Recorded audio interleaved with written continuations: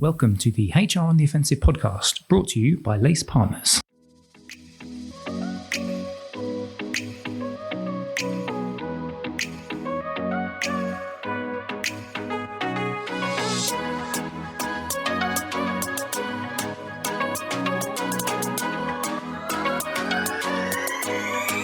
Good morning, good afternoon, and good evening, and welcome to the latest HR on the Offensive podcast. Chris from LACER Partners joining you back again for the latest edition, and we're going a little bit AI and HR again today. Now, I know if you are a regular listener to the podcast, you'll have heard one or two times. We've had a couple of externals that we've talked about AI. I've got a couple of people lined up in the coming months where we can just do a bit of a check-in, get a different perspective. Sometimes it'll be HR practitioners. We're going to try and get maybe a CPO or two on, people who have got AI embedded within their business, or their technology perhaps is embedded, or they're looking to utilize that as much as possible. But because it continues to be such a hot topic, and we've run a couple of events recently, and we've been to a couple of events at LACER Partners in which it has been such a topic, we kind of feel like every once in a while we need to just check in, see what's going on, what are we hearing in the market.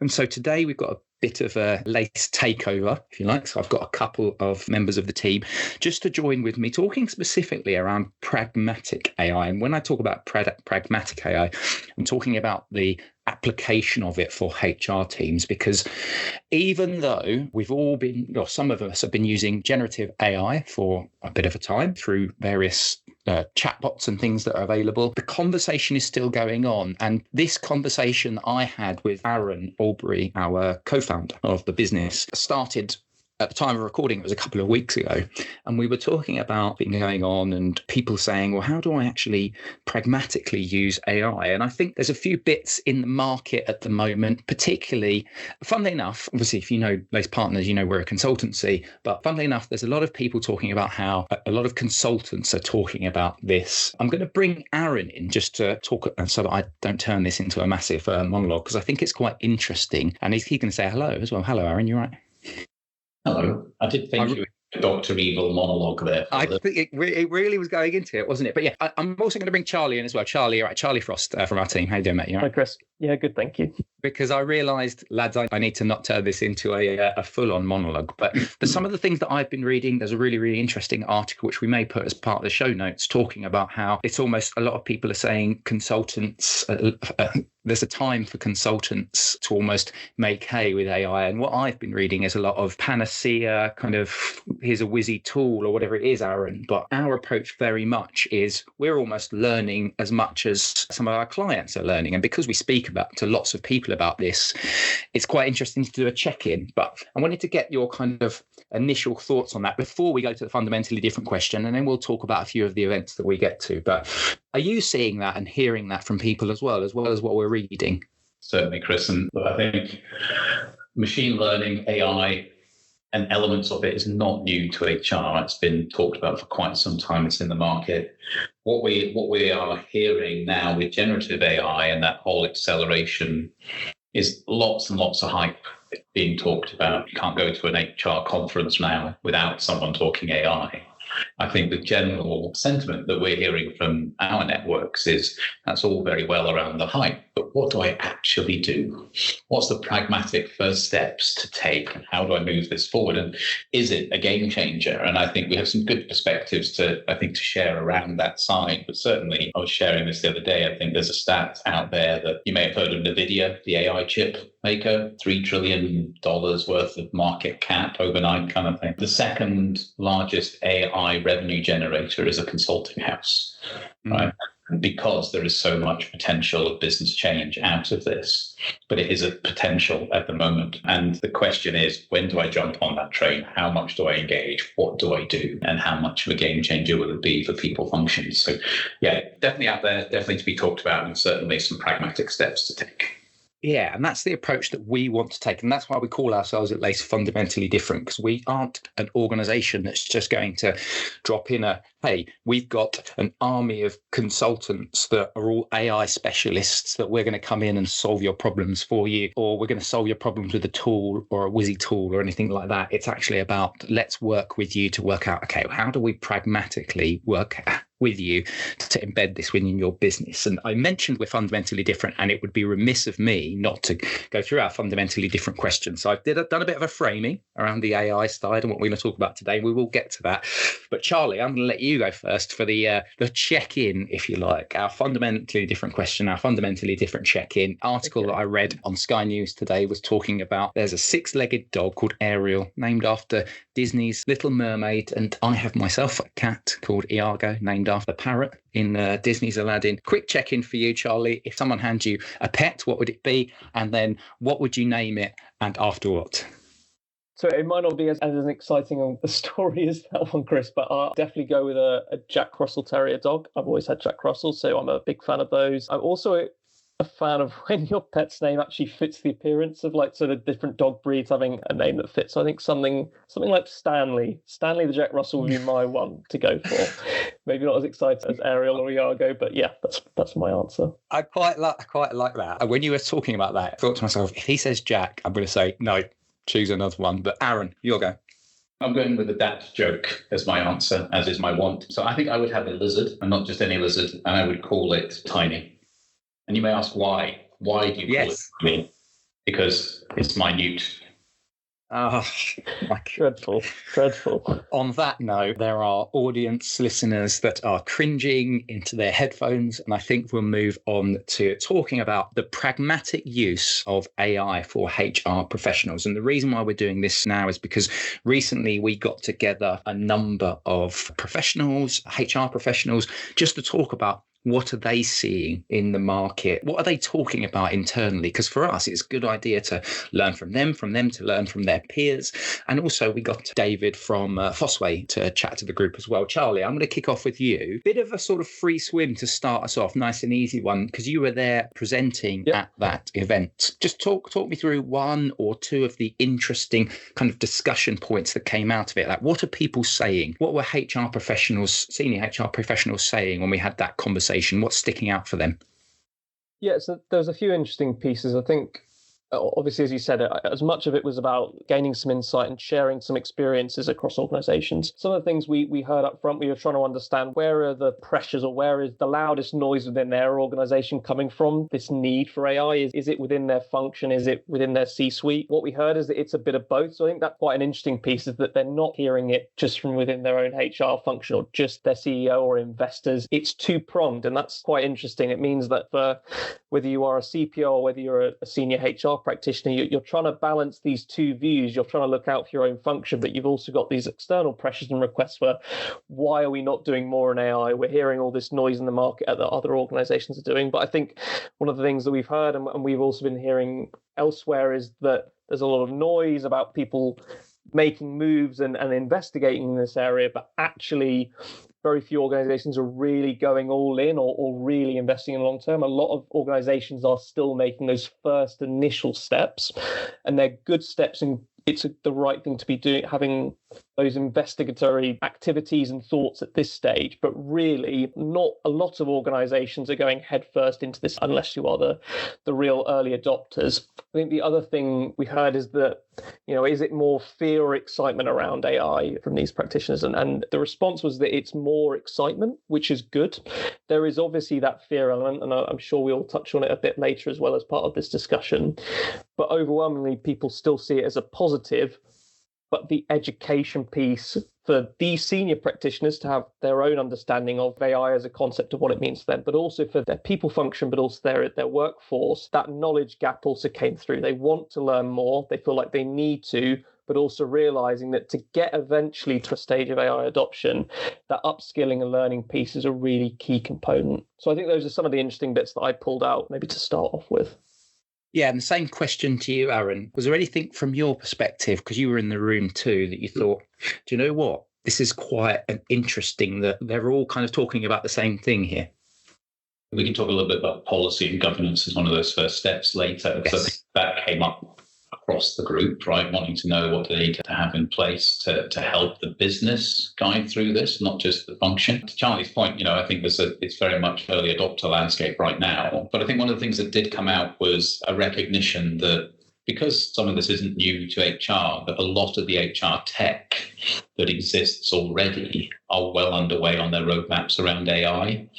And I think a recognition around the room that quite a lot of the participants are in discussions, active discussions with their suppliers, the Workday, SAP, Oracles of the world, etc., to understand that AI agenda and how it will play into their organizations over time and what's coming from them, and a sort of not quite a wait and see, but certainly an investigate and understand around sort of that, rather than rushing to get the new widget that might solve, claim to solve all the problems, rather wait for that, what's coming out from the others.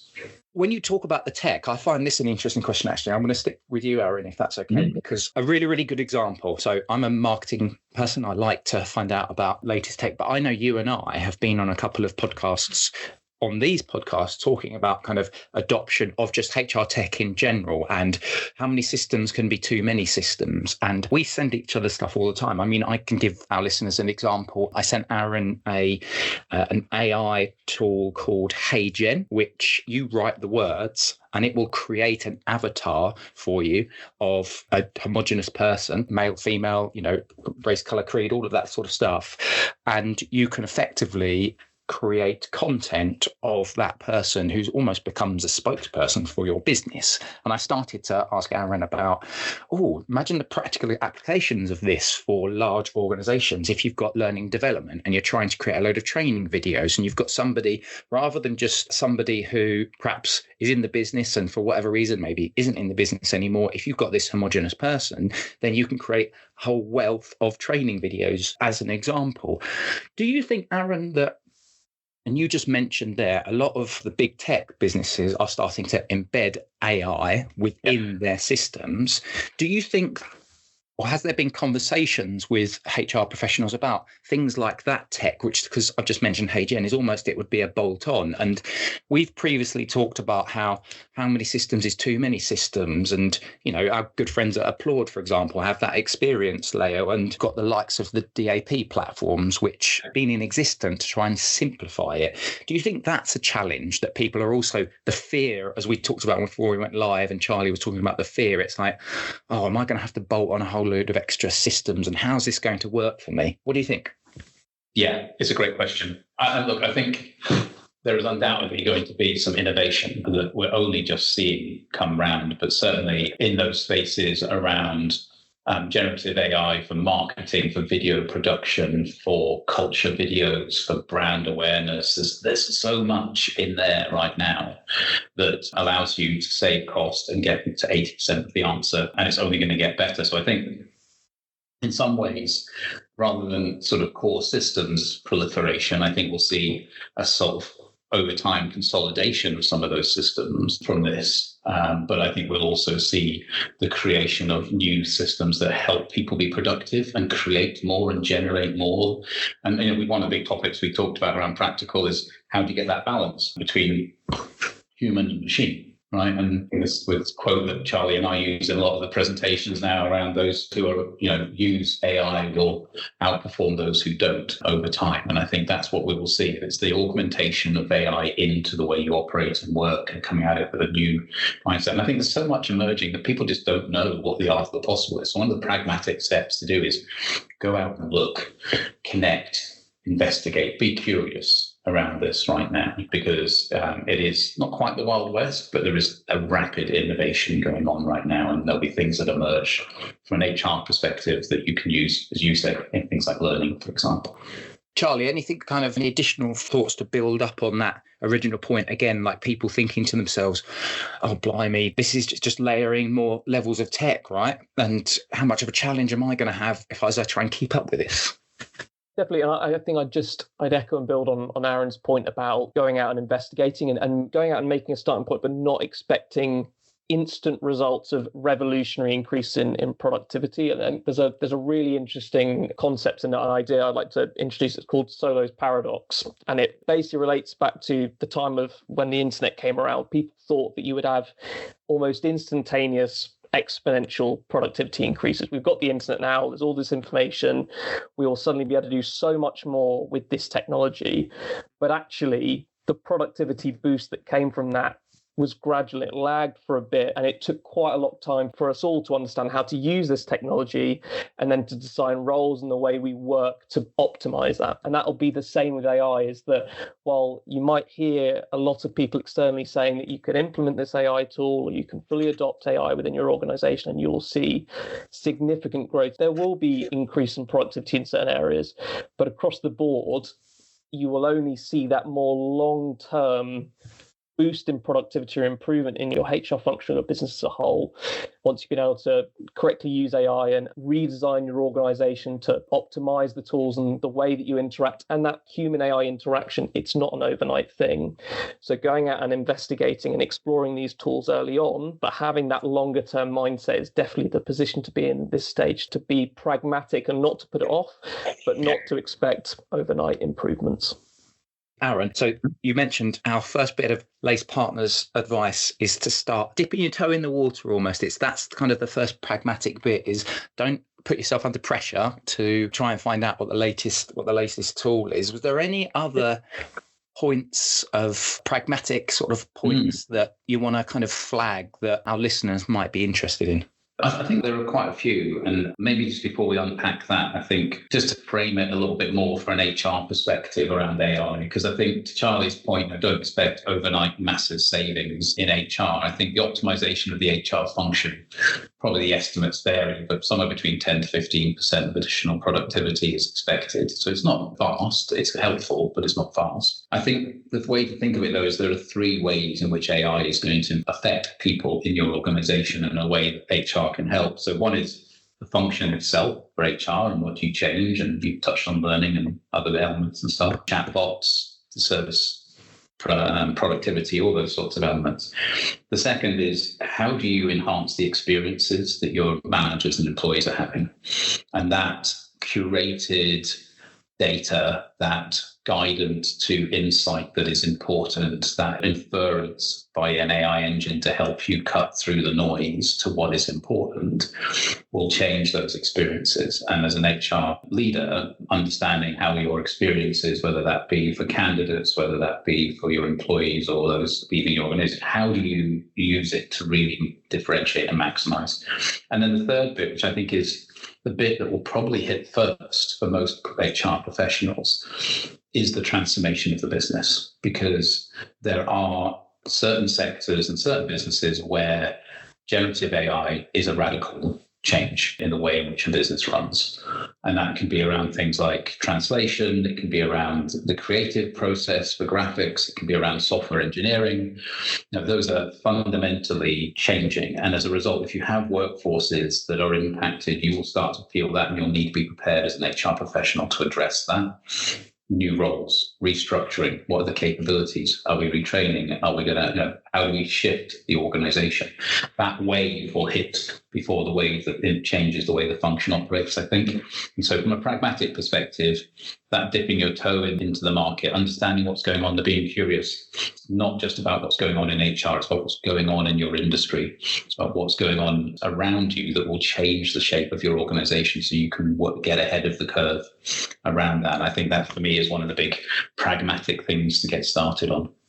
Charlie, just on that, so Aaron's three areas that he talked about there, was there anything you wanted to pick out from there or build on the functional side of it, the chatbots, the enhancing the experience, which I think is quite an interesting one, and then the general transformation of the business? I mean, a really, really good example at Lace is, again, my team, we've been using generative AI with our content creation, mainly to almost give you, if you're thinking of ways in which you can create a piece of content that you might need some sort of catchy title for. And I do want to touch on the human part of the conversation, but because I know you guys had a conversation on that, and a really good example of that, and I'll use myself here. So often we might create a piece of content and then we need a snappy headline for it. So we can ask the generative AI machines to help us create that content, but it always still needs refining because it never quite works 100%. But just apologies there, Charlie, I've sort of gone into my monologue again, but I'll let you answer the question. So anything to build on from those three areas, which was function, enhancing the experience, and transformation of the business? So for me, the experience one is the one that stands out for me the most. And I think linking it exactly to your point on, that we've talked about this a lot, is maintaining the human in AI. I think actually those two go really well together by almost anchoring all of your discussions and your kind of planning and your strategy in AI and how you can enhance the employee experience. If you anchor it there, I think that is exactly how you maintain the human element, whether that's in all those interactions, where that human in the loop fits into any of your AI processes that you build or where you use your tool. There are some really exciting opportunities in using AI to improve employee experience, whether that being personalization for individuals or customization or even localization of whether it's learning content or policy or system interactions. I think that's a really exciting area. And I think it ties back into the pragmatic discussion really well, because for organizations, if they really always bring it back to experience, why are we doing this? Are we enhancing the employee experience, or are we muddying it by introducing AI? What's the long-term vision of how this is actually going to improve the life of our employees and how they interact with tech at work? That's, I think, a really exciting opportunity. It's a great example, I think, that David raised. He's the CEO of Fosway, when he was describing this, which is there are some organizations that have embraced AI for recruitment, but as a result, what they're doing is they've got an AI engine in recruitment that's marking generative AI produced CVs, resumes, and application letters. So how do you cut through that machine talking to machine and marking machine homework? And how do you guard against that? And that's where you've got to get that balance of the human and the machine into the process that you're doing and how you make it work for you. So quite an interesting debate and discussion around that element. Chris, there are a couple of other practical tips that we were working through. And I think one of the things that we reflected on a little bit before we got into this discussion was the fact that for every sort of 10 or so clients that we talk to, 2, 3 are already experimenting, right? So, we talk about don't rush and make sure you're making the right practical steps and think it through and so on. And it's the time of those who are early adopters, but there are early adopters and they are using it to their advantage. So you do need to start thinking about how you're engaging in this and where you go. And as a result, there are things to do, right? So if you start really at the basic, do you even have an AI policy in your business? And as the people director, what's your role in ensuring what that is? Can you use generative AI? Can you use certain PDF AI tools? How do they get used? How do they get governed? How do you and the CIO work together to ensure that that doesn't restrict your progression and innovation, but at the same time manages your risk? And how does that work?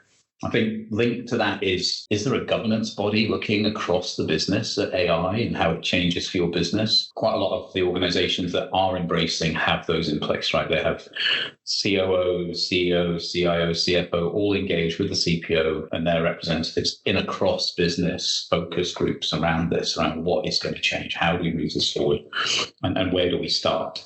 And making sure that, because it will impact multiple dimensions of your business as it applies itself into your organization. We touched on the be curious element. I think this is something that lends itself to experimentation. It lends itself to innovation and sort of lab type work. So I do think one of the practical steps that can be taken is to think about, okay, who do you appoint in the HR function who's going to be curious about this and you make it part of their job or their jobs? How do you enable them to test this stuff and test it in a way that's safe for the business, but also allows you to feel whether or not it's going to add value to you and to your experiences and to the organization? But getting into that mindset of testing and innovating. Again, I think if we look at the early adopters, most of them have some form of AI lab up and running, either within their HR function or across the business, which HR adds to. And one of Charlie's passions, how do you raise awareness and learning in the organization, right? And how do you raise that across all of your function so that it's not seen as a fear factor, it's understood, the benefits can be appreciated, as well as some of the pitfalls. And there's lots of material out there, and how do you get that learning together? And then I think there's an element of understanding what you have already.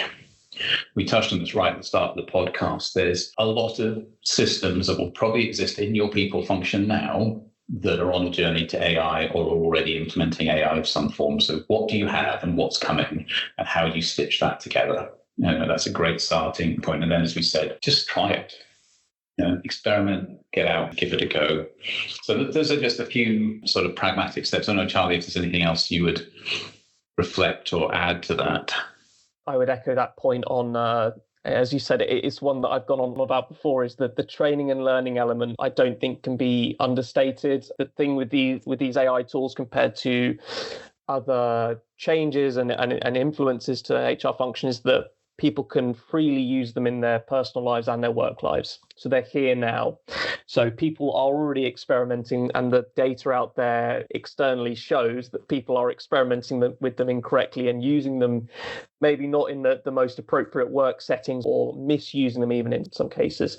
The best way to combat those people who are experimenting and maybe need to be reined in a bit, but also encouraging the people who do have that fear factor and think they're going to be replaced, is to empower employees. And the best way to do that is through education, learning, making them feel like they have all the knowledge, everything to hand to be able to use these tools safely, so that people don't get left behind, but also people don't run away with it and misuse it correctly. And that's at all levels. It's at the individual contributor, but also it's for people managers, it's for line managers to have that training and learning, so that they can effectively support their employees. They can't, if they don't fully understand the implications of these tools, there's nothing stopping. That example of recruiting is a really good one. They might not know that there's a use case where someone could be using a Gen AI tool.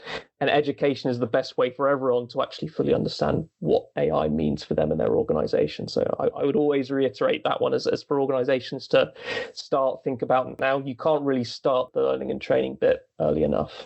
Aaron? Charlie's points that made me reflect on one of the other conversation points that we had, which is quite a lot of the attendees at our recent session have already, as a business, by dint of being either on a Google platform or on a Microsoft platform, have started to have to engage in this. The use of Copilot, or use of, less so in the case of Google yet, but Genie's coming, right? So they almost refrain from saying the Genie's out of the bottle, but let's not do that. But no, in terms of Copilot and Teams and how that's being used and in the organization and where that's going, whether that's transcribing a meeting notes or helping you generate your first pass at an email, the stuff already seeping into the ways of working just through that tool set.